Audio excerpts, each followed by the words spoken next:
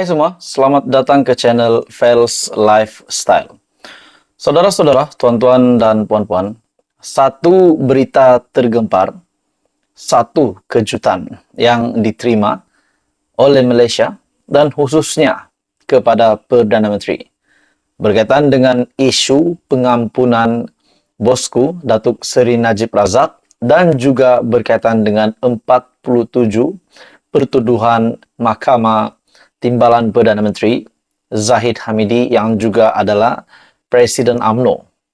Jadi banyak persoalan yang timbul di Malaysia pada ketika ini berkaitan dengan dua isu panas ini. Dan baru-baru ini pula kita digemparkan dengan keputusan UMNO untuk meminta, untuk memohon ke Bawah Duli Yang Maha Mulia Seri Paduka Yang di-Pertuan Agong untuk memberikan pengampunan kepada Najib Razak. Jadi ini menjadi pertanyaan ramai orang. Akhirnya, saudara-saudara, tuan-tuan dan puan-puan, Syahbudin dari syahbudin.com, satu surat untuk Perdana Menteri. Dalam artikel ataupun dari syahbudin.com, nota kepada Anwar, fahami apa yang rakyat mahu dalam isu Najib dan Zahid Hamidi. Okey, saudara-saudara, tuan-tuan dan puan-puan, sebelum saya meneruskan isu yang benar-benar hangat, benar-benar panas ini, saya meminta jasa baik anda untuk bantu channel ini dengan menekan butang like. Anda juga boleh share video ini dan tekan butang subscribe. Nota kepada Anwar. Menurut syahbudin.com, tulisan kali ini saya titipkan khas buat Perdana Menteri Anwar Ibrahim dengan doa agar kekal istiqamah melawan rasuah. Saya tidak pasti sama ada beliau punya masa membaca tulisan kali ini. Tetapi saya yakin orang-orang kanan Anwar dan pegawai-pegawainya yang sebahagiannya merupakan kawan-kawan saya pasti membaca tulisan ini. Dalam isu yang sedang diperbualkan masyarakat ketika ini, yaitu pengampunan Najib Razak dan permohonan Zahid Hamidi untuk menggugurkan 47 kes mahkamahnya, saya ingin memaklumkan kepada beliau apa yang sebenarnya keinginan atau kemahuan rakyat dalam perkara tersebut. Mungkin dapatan saya ini tidak berapa tepat atau tidak memenuhi kaedah yang betul dalam metodologi kajian yang betul-betul akademik menurut Syahbudin. Kesimpulan mudah yang didapati dalam kes pengampunan Najib ialah rakyat menolak dan tidak setuju pengampunan diberikan kepada bekas Perdana Menteri itu dalam waktu terdekat. Rata-rata mahukan beliau terus berada di penjara untuk suatu tempoh tertentu sebelum pengampunan hendak diberi atau dicadangkan. Ada yang mahu beliau berada di penjara sekurang-kurangnya selama 4 tahun dan ada yang mahu 6 tahun sebelum pengampunan diberikan, bahkan tidak kurang yang ingin biarlah sehingga tamat pengajian di penjara Kajang selama 12 tahun. Menurut anda pula, tuan-tuan dan puan-puan semua, adakah Najib boleh diberikan pengurangan untuk tempoh hukuman penjaranya selama 12 tahun ke 4 tahun ataupun 6 tahun, atau sepatutnya beliau menanggung segala kesalahan yang telah segala pertuduhan yang beliau terima untuk menjalankan hukuman penjara sehingga 12 tahun. Begitupun sebahagian besar bersetuju kalaupun pengampunan hendak dicadangkan, masa yang munasabah ialah selepas PRU 16 pada tahun 2027 akan datang. Diharapkan Anwar tidak sukar memahami kemahuan rakyat dalam hal ini.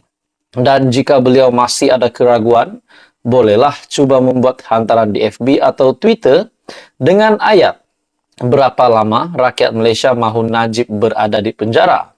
Dan kemudian lihatlah sendiri komen-komen yang diperolehi. Dalam kes Zahid Hamidi pula, oleh kerana 47 kes pecah amanah, rasuah dan penggubahan wang haram berkaitan dana Yayasan Akal Budi yang sedang dihadapinya sudah dalam peringkat membela diri Rakyat tidak setuju sama sekali jika pegawai negara bertindak menggugurkannya. Menggugurkan kes tersebut akan dilihat pelik, sedangkan Mahkamah Tinggi pada Januari 2022 membuat keputusan membela diri itu selepas mendapati pihak pendakwaan berjaya menimbulkan kes prima facie bagi semua 47 pertuduhan terhadap Zahid Hamidi. Jadi teman-teman semua, ini menjadi persoalan ramai orang lah masyarakat pada ketika ini. Apakah Datuk Seri Anwar Ibrahim akan lakukan berkaitan dengan dua isu ini, dan adakah yang di Pertuan Agong Al-Sultan Abdullah Ayatuddin Al-Mustafa Billah Shah pun akan memberikan pengampunan ataupun mungkin mengikut pada beberapa cadangan sebentar tadi yang ada di dalam Syahbudin.com, yaitu pengurangan tempo hukuman penjara Najib Razak ke 4 ataupun 6 tahun. Apa komen Anda tuan-tuan dan semua? Teruskan bersama di dalam channel ini. Untuk info yang seterusnya, jangan lupa tekan butang like, share, dan subscribe. Hai semua, salam sejahtera Malaysia. Saudara-saudara, tuan-tuan dan puan-puan. Hari ini ada satu tulisan ataupun artikel dari Syahbudin.com. Ini adalah berkaitan dengan titah yang di Pertuan Agong, mengaitkan juga beberapa isu yang berlaku hari ini, terutamanya isu pengampunan Datuk Seri Najib Razak, yaitu usaha UMNO untuk membebaskan bekas Perdana Menteri tersebut. Syahbudin.com, imbasan titah Agong, kuasa menghukum, pengampunan tidak wajar digunakan sewenang-wenangnya. Di bawah ini adalah titah yang di Pertuan Agong pada September 2022, lalu berkaitan kuasa menghukum dan pengampunan yang tidak wajar digunakan dengan sewenang-wenangnya. Jika kita teliti dan fahami titah baginda ini dengan isu pengampunan Najib Razak yang sedang hangat diperkatakan sekarang, berikutan tindakan UMNO secara tergesa-gesa memohonnya, ia sebenarnya mampu memberi kefahaman yang lebih jelas kepada kita semua. Adalah difahami baginda seorang yang amat teliti, yang bukan saja memikirkan keadaan semasa, tetapi juga soal pertanggungjawaban di hari kemudian. Mari sama-sama kita teliti titah baginda itu. Oke tuan-tuan dan puan semua, sebelum saya meneruskan titah yang di Pertuan Agong ini, saya meminta jasa baik Anda untuk bantu channel ini dengan menekan butang like, share, dan subscribe. Yang di Pertuan Agong, Al-Sultan Abdullah Ayatuddin Al-Mustafa Billah Shah bertitah, kuasa menghukum dan pengampunan tidak wajar digunakan sewenang-wenangnya. Titah baginda, sekiranya undang-undang tidak dilaksanakan secara konsisten dan adil, ia bermakna penggubalan sesuatu undang-undang itu telah ternoda. Kuasa menghukum dan memberi pengampunan tidak wajar digunakan sewenang-wenangnya, kerana ianya bakal dipertanggungjawabkan kelak di hari kemudian. Jika undang-undang tidak dilaksanakan secara konsisten dan adil, nescaya keadilan tidak akan tercapai. Kerana falsafah di sebalik penggubalan sesuatu undang-undang itu telah ternoda. Titah baginda. Prinsip keadilan menurut Islam, titah Al-Sultan Abdullah adalah menjunjung amanah Tuhan dan bukannya mewakili kuasa Tuhan. Berpandukan atas prinsip yang sama, Mahkamah Syariah juga titah baginda harus bijak menggunakan kuasa budi bicara dan sentiasa berlaku adil kepada semua pihak dalam menjatuhkan hukuman, terutama melibatkan kes kekeluargaan. Titah Al-Sultan Abdullah lagi, akibatnya pihak yang lemah akan menjadi mangsa kepada pihak yang memiliki kuasa. Maka titik permulaan menghafalkan penindasan dan kezaliman akan berlaku dalam sesuatu sistem pemerintahan. Justeru Mahkamah Syariah hendaklah sebilang masa mempunyai kecekapan dalam mengendalikan kes-kes agar keadilan akan tercapai. Hakim-hakim syari hendaklah memastikan kes-kes yang dikendalikan dapat dihakimi dengan seadil-adilnya dan penghakiman dapat dilaksanakan dengan segera.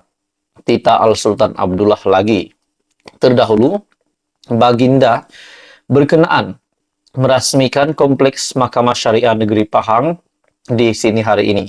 Berangkat sama, Raja Permaisuri Agong Tunku Haja Azizah Aminah Maimunah Iskandaria. Kompleks yang siap dibina sepenuhnya pada 23 September 2021 itu menelan belanja kira-kira RM44,75 juta.